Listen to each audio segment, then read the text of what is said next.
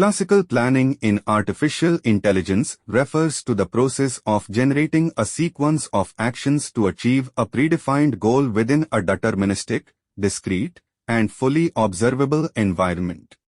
It involves constructing a plan that transforms the initial state of the environment into a desired goal state by applying a series of actions while adhering to preconditions and effects associated with each action. Classical planning typically relies on searching through a space of possible action sequences using algorithms such as depth-first search, breadth-first search, A** search, or heuristic search methods. This approach is commonly used in domains where the environment is known and predictable, such as robotics, scheduling, logistics, and automated decision-making systems. Here's an overview of how state space search algorithms are used in planning. 1. Depth-first search, DFS. DFS explores the search space by going as deep as possible along each branch before backtracking. In planning, DFS can be used to systematically explore possible action sequences, starting from the initial state and recursively trying each possible action until a goal state is reached.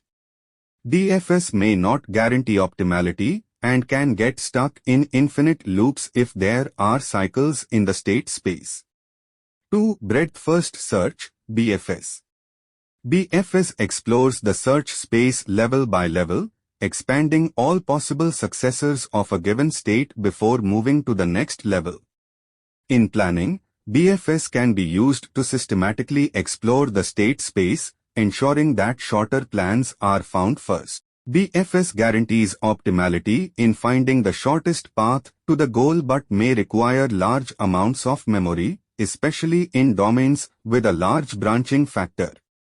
3. A** search. A** search is an informed search algorithm that combines the advantages of both BFS and heuristic search. It evaluates nodes based on a combination of the cost of reaching the node from the initial state, the G value, and an estimate of the cost to reach the goal from the node, the H value. In planning, A** search can be used to efficiently find optimal plans by considering both the cost of actions and the estimated distance to the goal. A** search requires a consistent heuristic function to guarantee optimality. 4. Heuristic search. Heuristic search methods use domain-specific heuristic functions to guide the search towards the goal. Examples include greedy best-first search, which selects the most promising node based on the heuristic function, and weighted A** search, which adjusts the weight given to the heuristic estimate. In planning, heuristic search methods can efficiently explore the state space by focusing on the most promising action sequences, potentially leading to faster convergence to the goal. Planning graphs are a representation and search technique used in classical planning to efficiently solve planning problems. Planning graphs were introduced as part of the GraphPlan algorithm by Blum and Furst in 1997. Here's an overview of planning graphs. 1.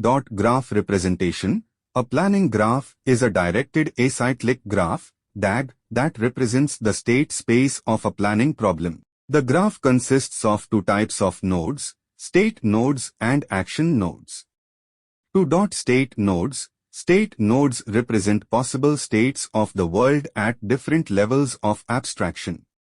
Each state node corresponds to a set of propositions, logical statements about the world, that hold true in a particular state.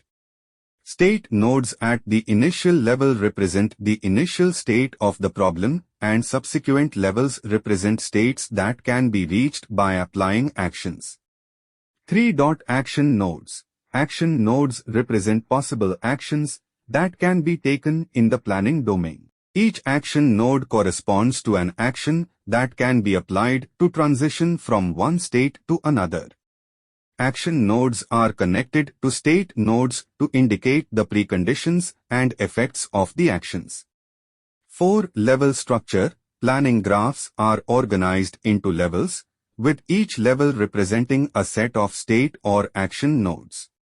The graph is constructed incrementally, with each level expanding the state space by adding new state nodes and connecting them to action nodes based on their preconditions and effects. 5. Search. Planning graphs are used as a basis for search algorithms to find a valid plan.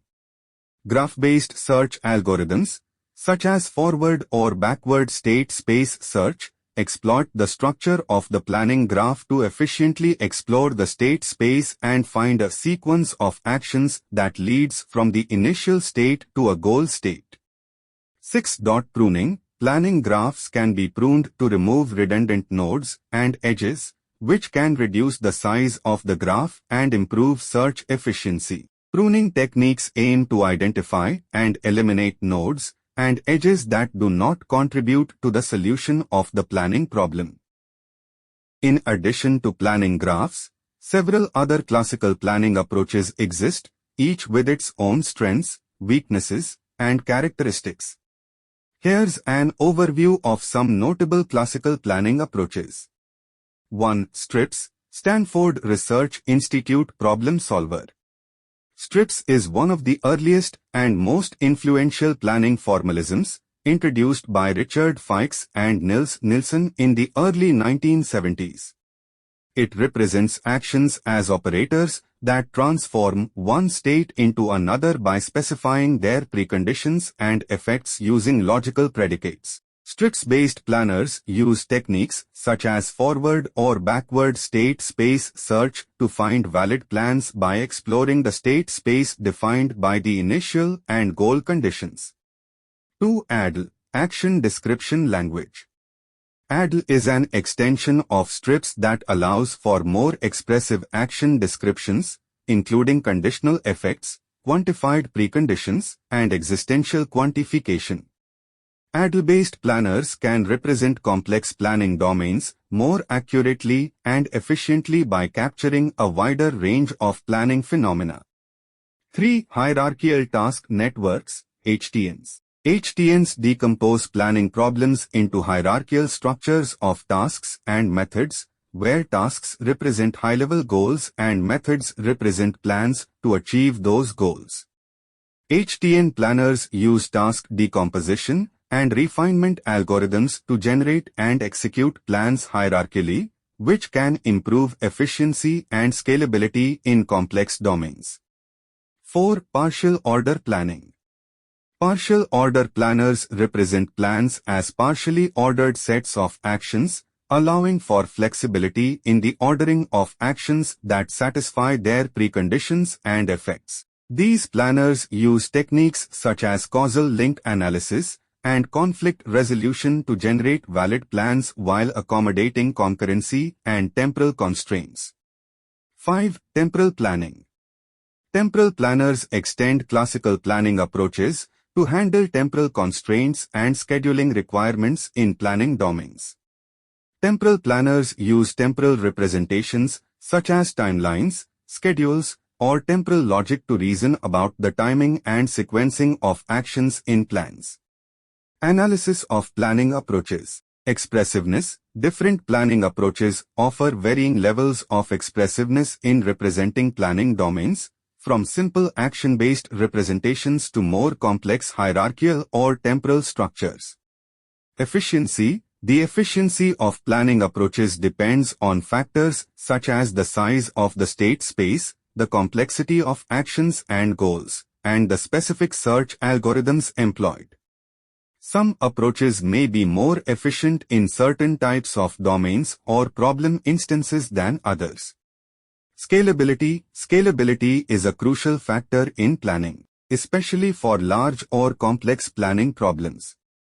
Approaches that support hierarchical decomposition or abstraction can often scale better to larger problem instances by reducing the search space. Applicability. Different planning approaches may be more suitable for specific types of planning problems or domains. For example, hierarchical approaches may be well suited for planning with complex tasks and subtasks, while temporal approaches may be necessary for scheduling and timing constraints. Overall, the choice of planning approach depends on the characteristics of the planning problem, including its complexity, expressiveness requirements, scalability considerations, and domain-specific constraints. By understanding the strengths and limitations of different planning approaches, planners can select the most appropriate approach for a given problem and effectively solve planning problems in various domains.